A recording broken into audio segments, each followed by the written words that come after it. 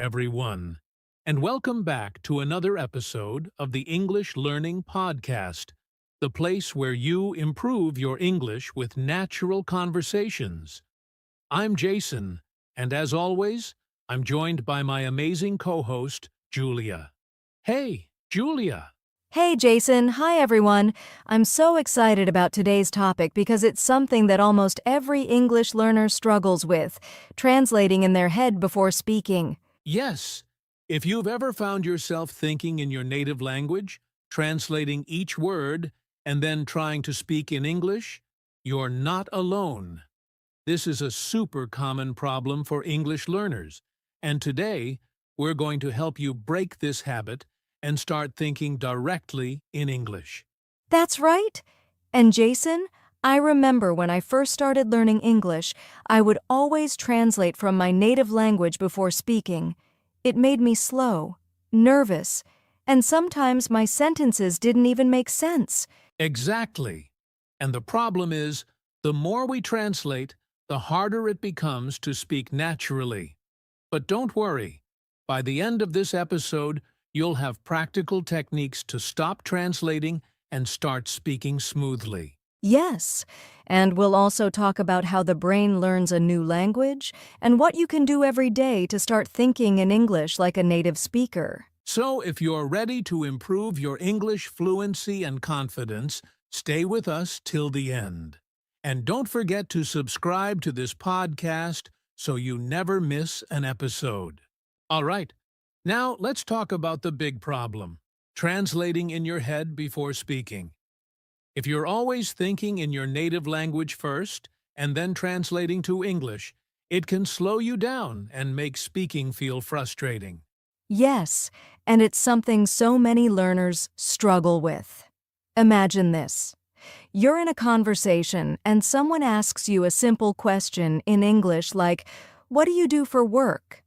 Instead of answering right away, your brain goes, "Okay, let me translate this question into my native language.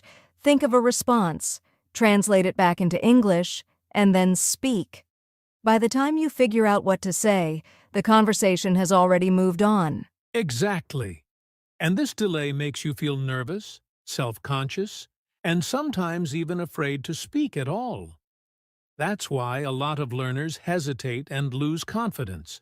And the truth is, translating doesn't always work because different languages have different sentence structures, grammar rules, and ways of expressing ideas.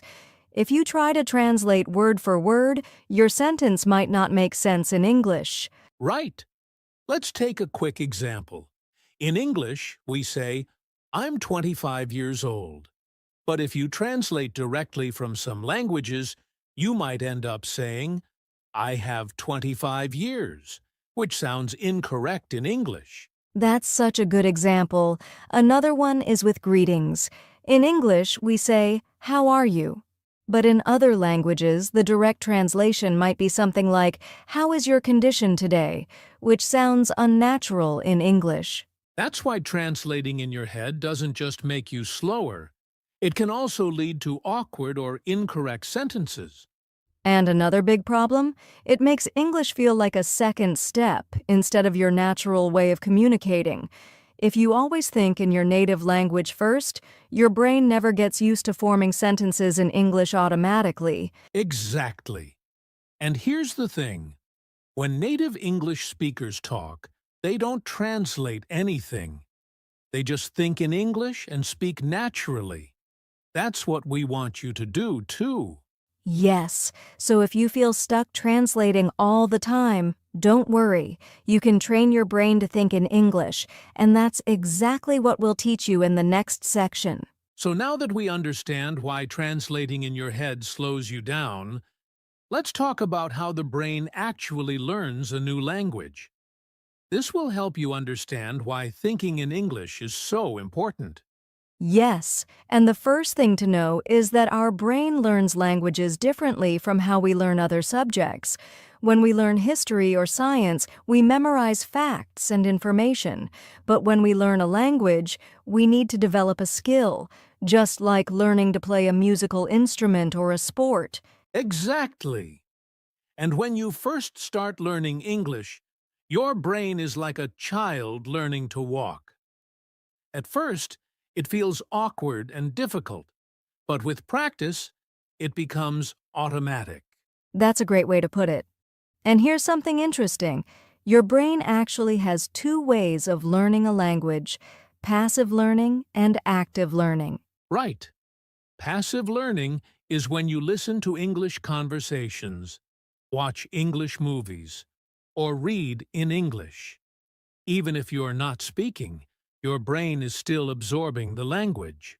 And then there's active learning, which is when you actually use the language, speaking, writing, and thinking in English. And here's the key. If you only learn English passively, like by watching videos or listening to podcasts, but you never practice thinking or speaking in English, your brain won't develop the ability to form sentences quickly. Yes, it's like watching someone play the guitar all day but never picking up the guitar yourself. You won't become a guitar player just by watching. You have to practice. Exactly.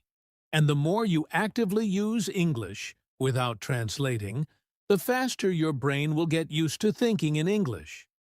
That's because your brain forms neural connections every time you practice. And the best part? Your brain is designed to learn languages naturally. That's how babies learn, by listening, imitating, and repeating, not by translating. That's right. So instead of thinking, how do I translate this sentence? Try thinking, how would an English speaker say this? That shift in mindset will help you become fluent much faster. And don't worry if it feels difficult at first. It takes time, but the more you practice, the easier it gets. And in the next section, we're going to give you practical steps to stop translating and start thinking in English. All right. Now it's time for the most important part. How can you stop translating in your head and start thinking directly in English? We've got some simple, powerful steps to help you make this shift. Yes, and remember, this is a process. It won't happen overnight, but if you practice these steps consistently, you'll notice a big difference in how naturally you speak English. Okay, let's get into it. Step 1. Start with simple words and phrases. Yes, if you're always translating full sentences in your head, that can be overwhelming. Instead, train your brain by thinking of single words in English first. For example, if you see a tree, don't think of the word in your native language. Just think tree in English. That's a great tip. And once you're comfortable with words, move to short phrases. Like, when you wake up, instead of thinking, I need to brush my teeth in your language, think it in English. Yes, and that leads us to step 2, talk to yourself in English. Exactly. This might sound funny, but it's a great way to train your brain. Throughout your day, describe what you're doing in English. I'm making coffee. I need to find my keys. It's a sunny day. The more you do this, the more natural it becomes. Yes, and don't worry about making mistakes. This is just for you. The goal is to get your brain used to thinking in English instead of translating. That's so important. Now, step 3, use images instead of words from your native language. Oh, I love this one.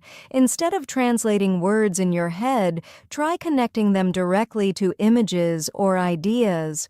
For example, when you hear the word apple, don't think of the translation. Just imagine a red, juicy apple in your mind. Yes, this is how native speakers think. They don't translate. They just associate words with images and meanings. Okay, let's move to step 4. Listen and repeat. This is a great technique. Listen to English podcasts, TV shows, or conversations, and repeat sentences out loud. You don't have to repeat everything. Just focus on key phrases. Right. For example, if you hear someone say, "That's a great idea," pause and repeat it exactly the same way. This helps your brain get used to natural English sentence patterns. That's a great tip. And finally, step 5, practice speaking with others.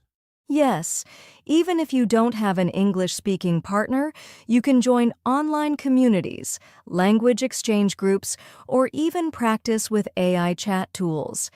The key is to use English as much as possible. Absolutely. And remember, fluency is not about perfection. It's about confidence. The more you practice thinking in English, the easier and faster it will become. So don't be afraid, start small, be consistent, and soon you'll notice that you don't need to translate anymore. You'll just speak naturally. All right, now that we've covered steps to stop translating, let's talk about something really important: the role of listening and speaking practice. Yes, a lot of learners focus only on reading and writing, but if you want to think in English and speak fluently, listening and speaking practice are absolutely necessary. That's right. So, let's start with listening practice. Listening is one of the best ways to train your brain to think in English naturally. Exactly. When you listen to English regularly, your brain starts recognizing sentence structures, word patterns, and pronunciation. This helps you understand English without needing to translate. And here's a great tip: listen actively, not passively. Don't just play English in the background. Really focus on it. Yes. One way to do this is by using the pause and repeat technique. Listen to a sentence, pause, and repeat it out loud. This helps your brain connect the sounds to meaning instantly. I love that. And another tip: shadowing. This means listening to a conversation and speaking along with it at the same time, like an echo. This improves pronunciation, rhythm, and fluency. Great tip. Now, let's talk about speaking practice. A lot of learners think, I'll start speaking when I know more English, but that's the wrong approach. Exactly. You don't wait until you're ready. You start speaking now and improve as you go. Speaking is a skill, and the more you practice, the better you get. That's right, and here's a simple way to practice. Speak out loud every day. Even if you're alone, describe what you're doing in English. Yes, and try having mini conversations with yourself. Ask a question in English, then answer it in English, like, "What did I do today?" "Oh, I went to the store and bought some fruit." I love that. And don't forget to find speaking partners. Join an online language exchange, talk to friends, or even use AI chat tools to practice conversations. Great point. And one last tip: don't be afraid of making mistakes. Mistakes are part of the learning process, and every mistake helps you improve. Yes, so listen daily, speak daily, and soon you'll think in English naturally. All right, now let's talk about the ultimate goal: thinking in English naturally. You've learned why translating in your head is a problem, how the brain learns a language, and steps to stop translating. But how do you train your brain to think directly in English? Great question. Thinking in English is a habit, and just like any habit, it takes time and practice. But don't worry, we have some powerful techniques to help you. Yes, let's start with Technique 1. Use English for everyday thoughts. Instead of thinking in your native language, try forming simple thoughts in English first. Exactly. For example, if you're planning your day, think in English. Okay, first I'll make breakfast, then I'll go to work, and later I'll meet my friend. This helps your brain get comfortable with English sentence structures. That's a great tip. Now, Technique 2. Label everything around you in English. Look at objects in your home, your workplace, or outside, and name them in English without translating. Yes, if you see a chair, just think chair. Don't think of the translation. If you do this consistently, English words will come to your mind naturally. Absolutely. Now, Here's technique 3. Have an inner monologue in English. Talk to yourself in your head in English throughout the day. Oh, I love this one. Imagine you're narrating your own life, like a movie. I'm walking to the bus stop. It's a cold morning. I need to buy coffee later. This forces your brain to process English directly. That's such a fun way to practice. And here's another great method. Technique 4. Think in pictures, not words. Oh, yes. This means instead of translating words, you connect them directly to images. When you hear dog, don't think of the word in your language. Just imagine a dog in your mind. Right. This is how native speakers think. They don't translate. They just associate words with ideas and feelings. Now, let's talk about technique 5, speak first, fix later. Don't worry about grammar too much at the beginning. Just try to express your thoughts in English. Exactly. A lot of learners hesitate because they're afraid of mistakes. But the more you try to think in English, the better you'll get. Fluency is about confidence, not perfection. That's so true. And if you follow these techniques daily, you'll soon notice that you no longer need to translate. You'll just think in English naturally. Now, let's talk about something that stops many learners from speaking English. Fear. A lot of people know English but feel nervous or afraid to speak. Julia, why do you think this happens? Great question, Jason. Fear of speaking comes from different reasons. Some people are afraid of making mistakes, some worry about their accent, and others feel shy because they think their English is not good enough. Exactly. But here's the truth. Making mistakes is normal. Even native speakers make mistakes. The key is to see mistakes as part of learning, not as failures.